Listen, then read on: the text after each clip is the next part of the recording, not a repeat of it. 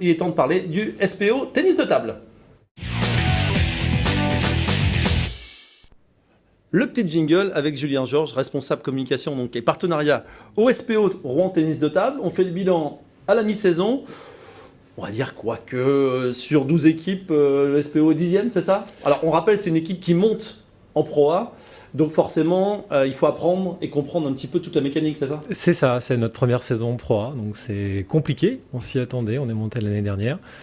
On est 10e sur 10, à 3 points du 9e, le camp TTC, donc on n'est pas décroché, on est en retard, mais il nous reste encore des occasions pour remonter. Donc voilà, notamment dès demain et dans 2-3 semaines, on a encore des matchs intéressants à venir. Concrètement, après les 6 premiers mois de compétition, c'est quoi?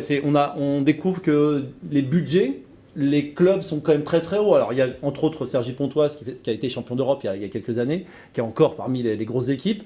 Mais on a de très très grosses équipes en Pro A en France, c'est ça? Oui, c'est ça. Vous venez de citer Pontoise. Ils sont même qualifiés pour les demi-finales de la Ligue des Champions cette année. Ils sont champions d'Europe en 2014, je crois.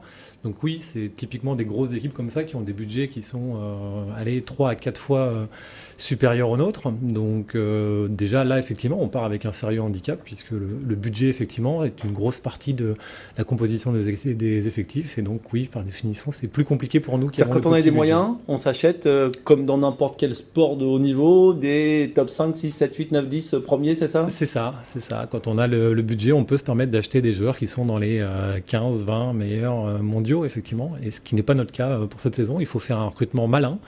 Voilà, on a essayé, un recrutement qui, pour le moment, ne porte pas encore suffisamment ses fruits, mais qui va peut-être, on l'espère, en fin d'année, fonctionner. Alors, après, pareil en termes de spectateurs, la salle Saint-Exupéry, ça fonctionne bien, des bons retours? C'est le gymnase Colette Besson. Oui, ça fonctionne bien. On est globalement entre 300 et 400 spectateurs par match. On a fait notre pic d'affluence contre Hennebont, on a fait match nul. On avait 415 personnes à peu près. Donc oui, par contre, effectivement, le public nous suit et ça, c'est intéressant, malgré le fait que les résultats sportifs ne soient pas forcément très bons. Il y a quand même un certain nombre. Des amateurs engouement de tennis de table pour voir du tennis de table de très haut niveau, c'est ça? Oui, tout à fait. Ouais. On a des clubs qui viennent de l'Eure, du côté du Havre également. Enfin, ça vient un peu partout en Haute-Normandie. Et ça, c'est une très grande satisfaction. Oui, parce qu'on le dit, voilà, je le disais tout à l'heure, on a les meilleurs badistes, voilà, en France, dans le top 12. La même chose en Pro A, autour de la métropole rouennaise et en Normandie. Il faut quand même s'en enorgueillir de temps en temps, même si c'est un peu compliqué sur le championnat, ça fait partie des éléments importants. En termes de licenciés, un petit rappel toujours. Alors donc le club a été créé il y a 60 ans. Cette année, on est aux alentours de 220 licenciés à peu près et 16 équipes engagées dans le championnat. On l'avait déjà dit, des équipes de niveau départemental jusqu'au plus haut niveau, la Pro A, des équipes en national et en régional également. Il y a une belle réserve derrière, c'est ça? Oui, il y a pas mal d'équipes engagées. Il y a des jeunes qui commencent un petit peu à évoluer au sein du club qu'on espère intégrer progressivement en national dans les prochaines années. Alors le prochain rendez-vous, donc ce sera face à Hennebont, voilà, ce mardi. À quelle heure?